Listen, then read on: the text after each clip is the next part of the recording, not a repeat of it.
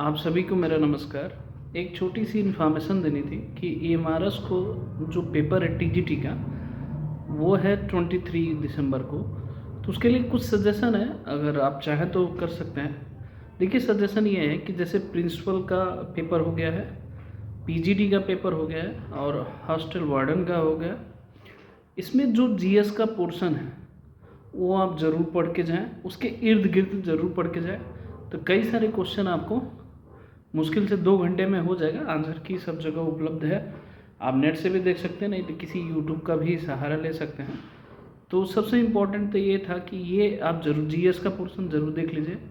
और दूसरी जो पॉइंट ये था, जो पीजीटी का पेपर हुआ है, चाहे सपोज करिए हिस्ट्री हुआ है, चाहे ज्योग्राफी हुआ है, चाहे हिंदी हुआ है, चाहे मैथ्स हुआ है, तो जो भी जिस भी सब्जेक्ट का कैंडिडेट है वो पेपर ज़रूर एक बार सॉल्व कर ले।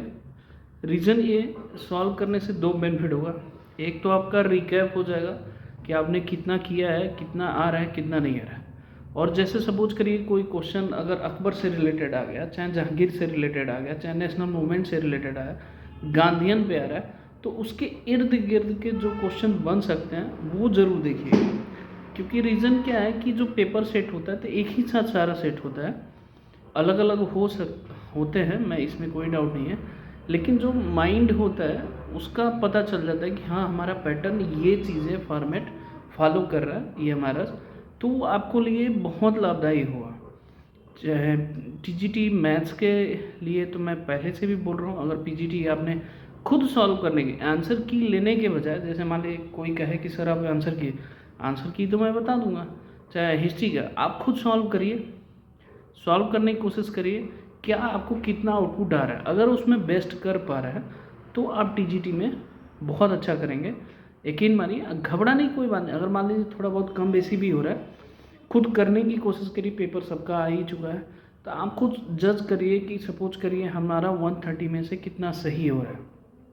अगर पीजीटी मैथ्स का थोड़ा सा लेवल हाई है, थोड़ा सा लो होता है टीजीटी का, लेकिन बाकी फ़र्क नहीं पड़ता है क्योंकि सिलेबस सेम रहता है। तो आप 130 में खुद से एनालिसिस करिए कि अगर बैठा, मतलब पीजीटी में बैठा हूँ, चाहे कुछ आप बैठे भी होंगे, कि हमारा कितना बेस्ट उसमें हुआ है और कितना अटैम्प्ट हम कर पा रहे हैं अभी, और कितना और हमारा हो सकता है। तो टीजीटी की तैयारी आपको बेस्ट हो सकती है। ओके, तो आई होप आपको समझ में आया होगा। थोड़ा सा उसको फोकस करिए, आपको ज़्यादा बेहतर समझ में आएगा।